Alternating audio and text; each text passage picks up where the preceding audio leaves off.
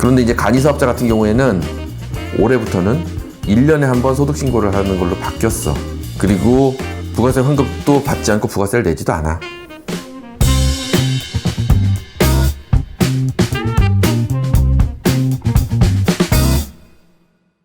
근로소득으로는 자본소득을 절대 못 쫓아간다는 건 실감하지 못하는 사람들이 많이 있을지는 모르겠어. 그렇지만 숱하게 들어서 아마 이해는 하고 있을 것 같아. 그래, 자산가가 되지는 못할지라도 사업가가 되어야 된다 이런 말은 들어봤나?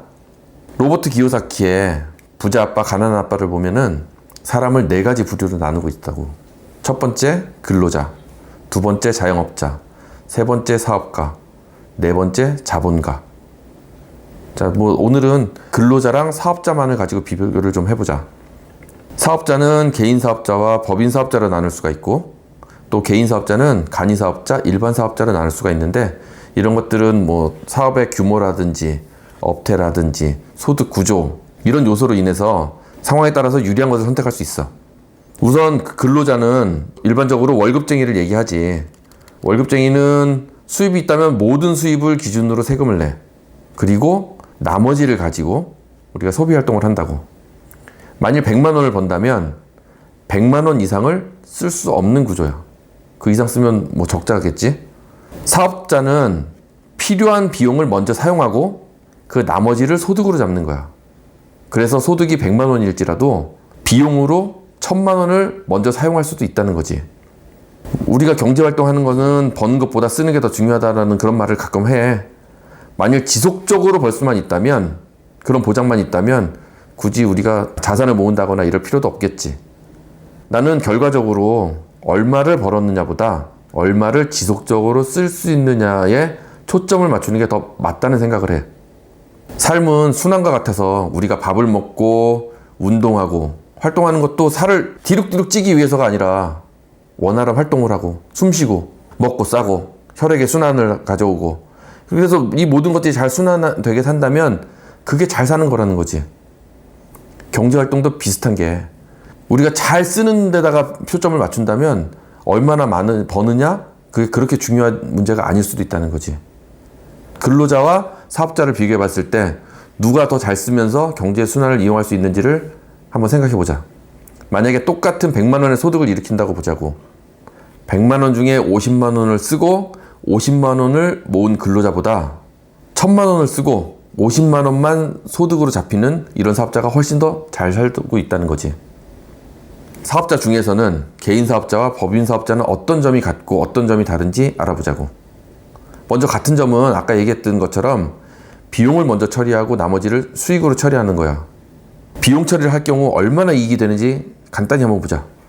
일단 비용 중에 부가세 환급을 받을 수 있는 것들이 있어.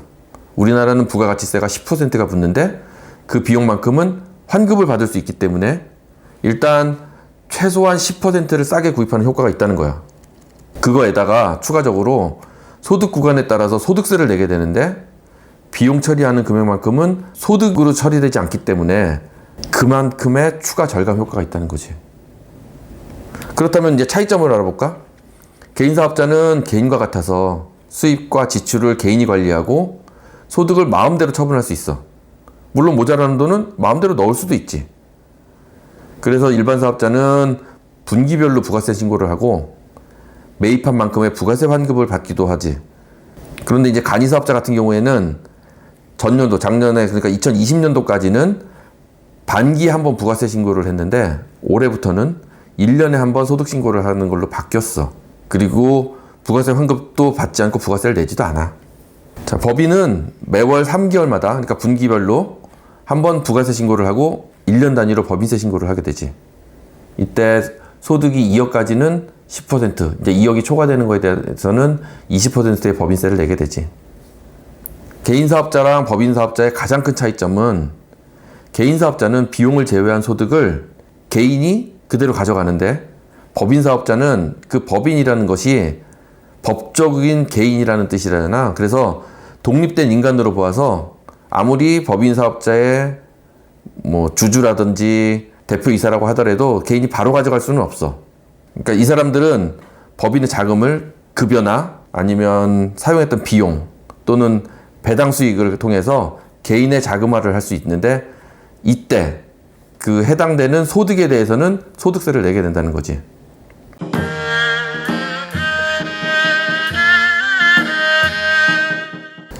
혹시 얘기 들어봤어? 진짜 부자들은 세금을 내지 않는다는 말. 여기서 진짜로 내지 않는다는 의미는 아니고, 부자들은 개인 사업자든 법인 사업자이든 간에 말이지, 사업자를 활용해서 비용을 먼저 쓰고 남은 비용만큼만을 소득으로 잡고 소득세를 내게 된다고. 일반적으로 적은 소득을 일으키는 경우에는 개인 사업자가 적합하고, 큰 소득을 일으키는 경우에는 법인 사업자가 조금 더 적합해.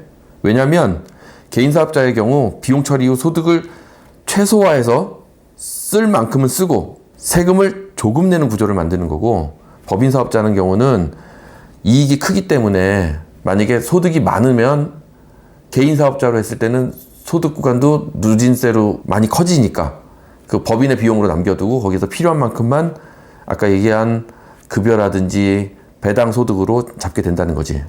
그래서 약 10%의 법인세를 내고 나머지 자금을 축적하게 된다는 거야. 그러면 더 많은 사업에 재투자를 할 수가 있게 되는 거지. 그리고 여기에서 또 유리한 점은, 특히나 법인을 설립했을 때 자녀들도 함께 지분으로 참여시키면 추후에 우리가 생각하는 증여나 상속의 효과도 함께 볼 수 있게 된다는 거지. 무엇보다도 사업자를 활용해서 비용 처리를 하고 소득을 잡는 경우 대략적으로 부가세나 아니면 그 소득세에 해당되는 그 세금을 약 20% 내지 30%, 그러니까 우리가 일반적으로 개인이 사용하는 비용보다는 약 20%에서 30% 정도의 할인을 한 효과로 우리가 비용을 사용할 수 있다는 거지. 그래서 결론적으로는 부자들은 하는 행위들이 있다고. 그 중에 하나가 사업을 영위하는 것이고, 또 다른 하나는 그렇게 영위한 사업에서 생긴 잉여 소득을 부동산 같은 안전자산에 투자를 한다는 거지.